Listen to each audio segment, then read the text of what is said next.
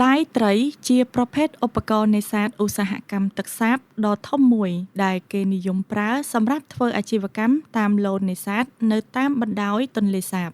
ដៃជាពាក្យសម្គាល់ឧបករណ៍នេសាទម្យ៉ាងមានរាងជាថង់ហើយវាដើរតួនាទីយ៉ាងសំខាន់ក្នុងការធានានូវសុវត្ថិភាពនិងប្រសិទ្ធភាពក្នុងការធ្វើអាជីវកម្មដៃត្រីហើយត្រូវបានគេជ្រើសរើសទីតាំងនៅតាមបណ្ដោយទន្លេសាបចាប់ពីខណ្ឌឫស្សីកែវរាជធានីភ្នំពេញរហូតដល់ស្រុកពញាឮខេត្តកណ្ដាលព្រោះថាតាមបណ្ដោយទន្លេសាបជាដំណភ្ជាប់រវាងបឹងទន្លេសាបនិងទន្លេមេគង្គដែលនៅរដូវទឹកស្រកវងត្រីដ៏ច្រើនចាប់ផ្ដើមចរាចរណ៍ផ្លាស់ទីចេញពីបឹងទន្លេសាបនិងដែនទន្លេសាបមួយចំនួនចាប់ពីចុងខែកញ្ញាឬដើមខែតុលារហូតដល់ខែមីនានៃឆ្នាំបន្ទាប់ត្រីដែលចាប់ផ្ដើមធ្វើចរាចរណ៍ផ្លាស់ទីមុនគេយើងសង្កេតឃើញមានប្រភេទត្រីរាជនិងត្រីគោរាំងបន្ទាប់មកពពួកប្រភេទត្រីសដូចជាត្រីរៀលតប់ត្រីរៀលអង្កាមត្រីស្លឹកឫស្សីត្រីកោះឡាក់អាជ្ញាធរទន្លេសាបមាននាយកដ្ឋានជំនាញចុះសិក្សាអនុវត្តកត់ត្រាផ្ទាល់ពីបរិមាណផលចាប់ត្រី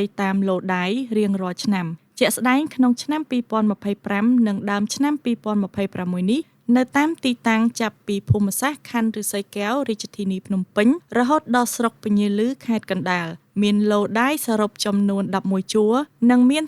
36កន្លងក្នុងនោះមន្ត្រីរបស់អាជ្ញាធរទន្លេសាបបានចុះប្រចាំការនៅជួរសំខាន់ៗចំនួន6ជួរដែលមានកន្លងចំនួន17កន្លង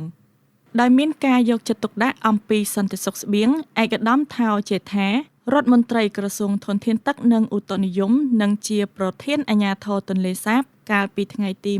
27ខែធ្នូឆ្នាំ2025បានអញ្ជើញចុះពិនិត្យជាក់ស្ដែងនៅការធ្វើអាជីវកម្មឡូនេសាទកន្លងដៃជួរលេខ15និងលេខ13ក្នុងភូមិសាស្ត្រស្រុកពញាឮខេត្តកណ្ដាលព្រមទាំងចុះពិនិត្យសកម្មភាពបងប្អូនប្រជាពលរដ្ឋមកធ្វើការកែច្នៃត្រីធ្វើប្រហុកផ្អកនិងត្រីឆ្អើរនៅតាមឡូដៃជួរលេខ13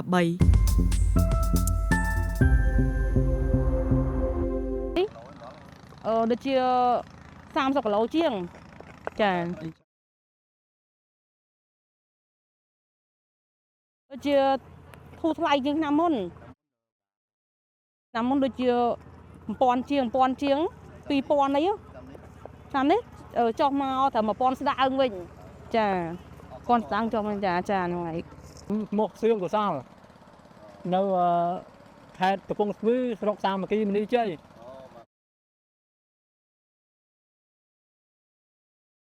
ដូចត្រូវដែរបងវាគ្រាន់តែមកមិនអត់ទេឲ្យថាមករត់ទិញ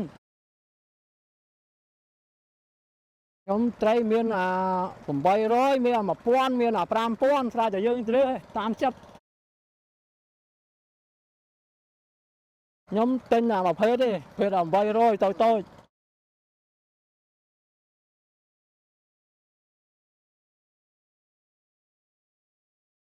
វាខុសពីឆ្នាំមុនសើ1000ជាង2000ហ្នឹងវាផាគ្នាបាទត្រីពហុវាអត់ជាងត្រីឆ្អើរនេះមាន2ប្រភេទត្រីរៀលនិងត្រីស្លឹកអាស័យចាតម្លៃមិនដែរបងក្លេត្រីស្លឹកអាស័យយក10 13000ចាត្រីរៀលមួយចង្កាក់3000ចាហើយគាត់ជីគីឡូemលក់មកនេះគីឡូខ្ញុំមកដើរលក់គីឡូផងត្រីឆ្អើរចាលក់តែចង្កាក់ចាហើយតើតម្លៃទីផ្សារត្រីនេះឆ្នាំនេះនិងឆ្នាំទៅវិញកាលមុនណាចាហូបនេះឬដូចគ្នាអត់ទេដូចគ្នាចាដូចគ្នាលក់តម្លៃដដែលចាលក់តម្លៃដដែលហើយដាច់ឆ្នាំហ្នឹងមានអីគួរសមតាដាច់ឆ្អើរពេលខ្លះអត់តាន់ឲ្យភ្ញៀវចា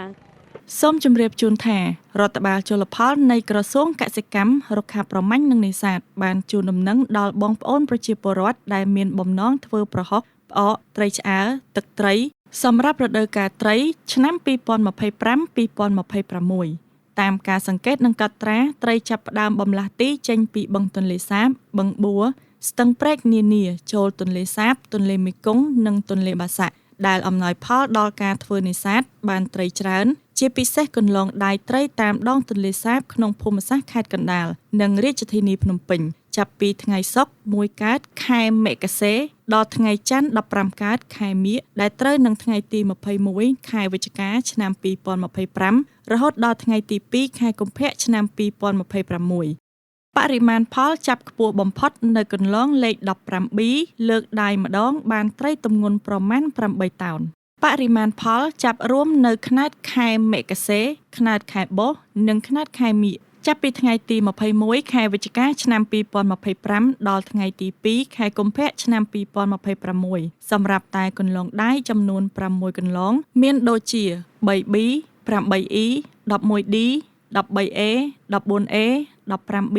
មានបរិមាណផលចាប់សរុបប្រមាណ 2,988 តោន ក្នុងនោះបរិមាណផលចាប់ត្រីបានខ្ពស់បំផុតគឺនៅខ្នាតខែបុស្ស មានប្រមាណ